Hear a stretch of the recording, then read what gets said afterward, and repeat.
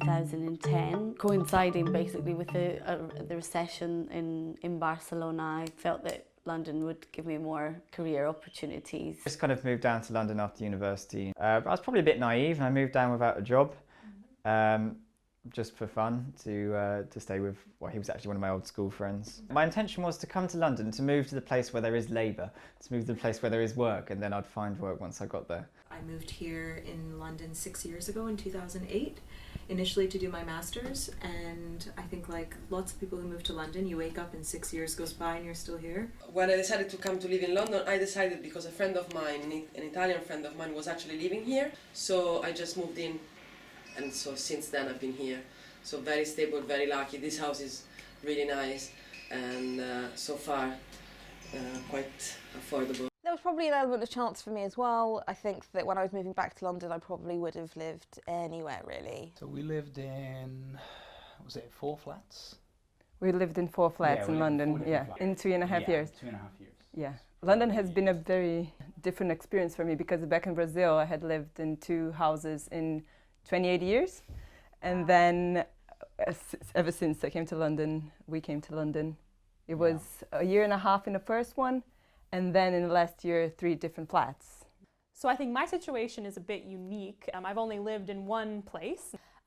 It's a great flat which we're very happy in, but it's not in London. It's kind of on the commuter belt in a small town called Harpenden. And I just took it one room in the big home, where later when I come, it's remember me a little bit university time. Every room is different people, but this is very funny. People, it's people, but here it's different family. You know, shirts, yeah? Something for somebody, something for somebody, something for somebody. And poor people, what example, I'm immigrant, I'm coming here for some money, I'm supposed to live a bad home with bad area and I'm just be happy. Flat hunting in London is a really interesting experience because you're almost like an ambulance chaser. You know, you're in once you see a flat advertised online, you've got about, you know, a few hours from the time that it's posted to go to the flat, cash in hand, ready to put your deposit down when you see the flat, because there's just such a big demand for housing in the city and it doesn't meet the supply. And because of that, you're kind of forced into these situations where you're making decisions really quickly, and you have to. To read an ad and understand what is it about, and see the pictures and understand what does it mean in real life, because it's really a matter of interpretation and experience. Yeah, it's all the times that we've flat hunted, we've literally had to take a few days off work because we know that we're going to have to, at the drop of a hat, go and visit a flat if we find it desirable online. What I felt when I was looking for a room in a house, to rent a room, is that the landlords offer places that they would never ever accept that someone from their family would live in. So it's really poor living conditions. It's, you know, no living room, everyone eating in their own rooms. It's just, it feels like they butcher a place up, and just to make the most money, and they don't care about the place, they don't care about people. It's cattle. It feels like they're treating you like cattle. The landlord will just generally try and maintain the property to a kind of a minimum standard, making small remedial works as they arise. For a few months, these people don't like fix it for us heater. And British Gas is telling no problem. One day I'm just come and I close gas for you. And I tell you, why again you make it problem for us? Come on. And discussion every single day with my husband, and my husband speak, no, I'm stop pay rent. Where you no fix it for us this gas, so it's no water, no hot water, no heating, it's not possible cook food. And this man told me, you don't understand, I'm supposed to pay mortgage. I said, good for you. You like pay mortgage, I'm like eat, I'm like have hot water, and I'm like cook. It's your choice, you landlord. I'm renting this place and I'm the same like something for me. There's 10 middlemen, it seems, between us and our landlord, who we don't even know if he's a person or if it's an organization. Figuring out who to contact when you have small management questions or when you have large questions about renewing your tenancy and rent rises and that kind of thing has been definitely a struggle. I've always been fortunate enough to have a direct relationship and contact with my landlords, and I have heard a lot of stories of, you know, my peers and friends that you know, have been quite horror stories, and I actually realised that, you know, that's probably the reason why I probably had good experiences, you know, relatively good experiences with you know, with my landlords, is because I've been able to just have a one-to-one contact with them. The downside to that kind of personal relationship is that if it's not a professional landlord, they can kind of cut around the edges.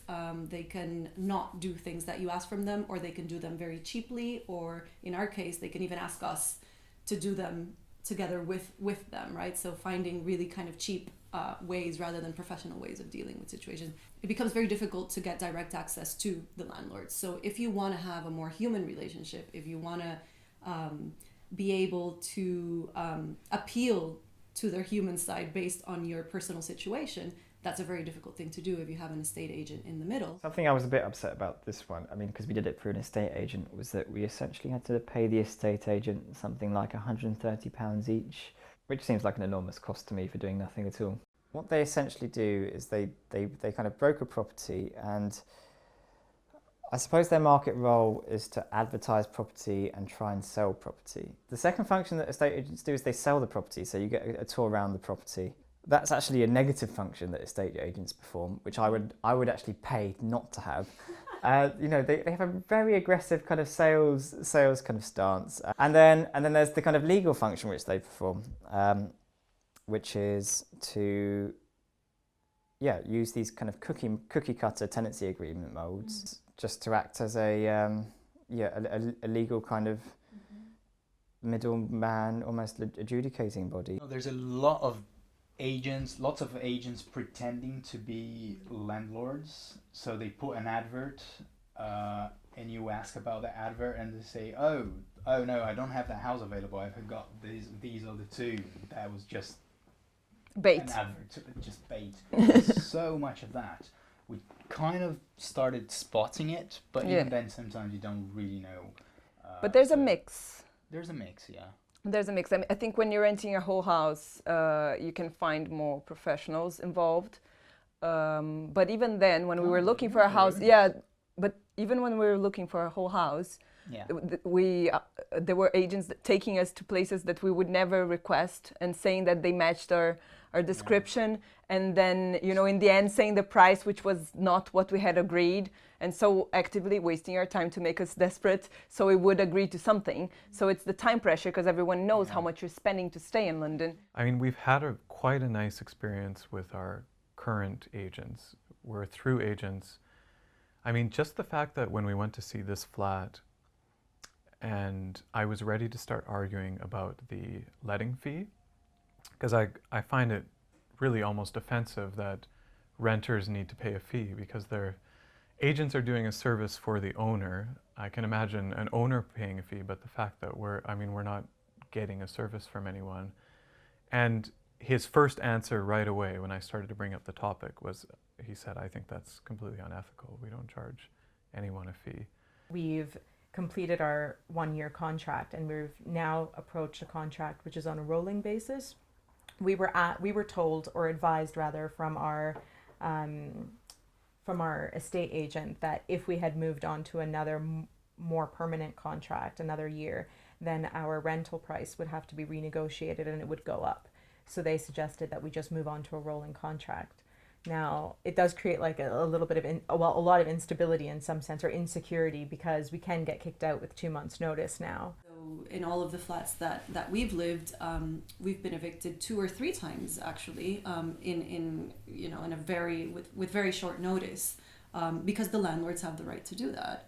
You know, they have more rights than you as a tenant, and so when one of our landlords wanted to refurbish the South Kensington flat and rent it out a lot more expensively than what we were paying as sharers, we didn't really have any say in that. We had to move out, and we had to move out within the month. The feeling of having to, you know, having to just not completely get too comfortable because you have to wait till, you know, the next renewal of the contract. You know, it's quite important. I don't think I know anyone that has a contract that is like stable or more than more than 6 months, or so it's very precarious. It's very stressful. It's very quite unfair, very pricey. Even here, which is this like pretty perfect setup, we have a month-to-month contract. We've tried to extend that to something that is more stable because, you know, we both want to live here long term, and the letting agent very politely refused, which is obviously their prerogative, and they did try to assure us that they weren't going to be kicking us out anytime soon, but nonetheless wouldn't change the contract to reflect that promise. So yeah, I think that housing's been a point of concern the whole time, really. Obviously, when you think about the landlord's perspective, for them, you know, it's a two-way thing. They have to trust that we're going to stay here as well. They don't know us. I think that life for people, you know, like us in our mid-20s is so uncertain and contingent. I think the flexibility to move around is something that I appreciate, if not enjoy. You're more free to choose where you want to live. I don't want to live in Zone 6. I don't want to own a house in an area that I don't want to be in. With the mobile life we're leading, since we don't have, you know, I didn't know what was going to be my next job. Yeah. And so it allows you to find your place in the city. So try different places until you find the one you want. There aren't a lot of upsides to private renting other than the fact that if something does go wrong, like your buzzer start doesn't work anymore, or if your washing machine fails, then it's usually taken care of. And because of our financial circumstance over the last 6 years, there were times where we didn't have, you know, a pot of money set aside to fix things when it went wrong. So it's nice to be able to rely on someone else for that. So if I could change one thing in the private renting sector, it would probably be, first of all, the prices, but also the right to become part of where you live, to be able to actually, I wouldn't mind investing in, you know, a flat that I live in if it's affordable and if it's somewhere where I'd like to, you know, stay long term, and I know I can stay long term. If there was a possibility of choosing something, I would definitely go for limiting the rising of the prices, because it's just rising, like constantly, and it's reaching levels that are like completely unrealistic. We know that it's not impossible because rent control exists in various places, so it is possible that there can be a cap on how much landlords can charge. So I think that some regulation of what landlords can charge, I suppose, would be the one thing that I would change, some kind of rent control. But I think that the lack of social housing, the lack of social housing means that the private renting sector basically has carte blanche to do whatever it wants. For me, the worst bit, I think, is the whole process because of the lack of information, like how misleading the information is when you're looking for places. Like, people never give you, like, they say, oh, there's a huge room, and it's like 1 by 1 when you get there. You see, oh, great big room, and there's a picture of the toilet. And they always try and use adjectives instead of actually putting measures and decent pictures that actually show the place and stuff like that. So I think just being truthful and thorough with the information you're providing when you're trying to rent a place, that would go a long way into making the process less painful and less, I think, less time wasting, I suppose. There's landowners and there's people who are renting, and I think that there should be more power given to renters. I think that they're put into precarious situations, and it's unfair in terms of the balance of power. So it feels like if I could change one thing in the private rent sector, I would want more option, cheaper option, and definitely more information. Being realistic, more information would be would be what I would focus on. But you know, if I was asking for the genie of the lamp, I would ask for more option. In 5 years, I want to live by the sea somewhere else. In 5 years, I expect, and I would like to still be living in London. My ideal would be that some friends and I magically set up a co-op and kind of collectively own somewhere. Realistically, I'll probably still be renting. I suppose it would be ideal if I was still living here, actually. If you interview someone that finally has found a place. Yeah, totally. I want to stay here. In 5 years, I don't think it'd be realistic for me to say I'll be on the property ladder. I think, at least not in London. Yeah, I've heard from a neighbour that a property similar to this one went on the market for almost, it was in between 350 and 400,000 pounds for a one-bed property in this area. So, I mean, that's completely unrealistic. We've kind of got this, I don't know, a vague dream that we could have this nice 2-bedroom flat that we own somewhere in Leytonstone or Modest dreams. that's our dream. Ideally, we would like to be in slightly more central London. So, you know, edges of zone 2, just to keep it not so ideal. You know? And we would like to be in a place of our own, like slowly buying it. And somewhere spacious. It doesn't need to be that big here because there's so much public spaces. So it's different from Brazil. You don't need that much space, but you need light. I would like to have more space, perhaps living with my partner in a 2-bedroom flat, ideally. Don't ask for a lot. But yeah, I think the location for me is very important. And I probably see the way I see it going is that I'm not going to be able to probably choose where I want to live as much. And if I do, you know, things like space and the house conditions will be quite a big, you know, sacrifice. What I spoke with my son, probably never ever come back Poland. I'm like probably come back Poland. I think London is a very welcoming city, but that aspect of it is one of the most unwelcoming of all that London has to offer.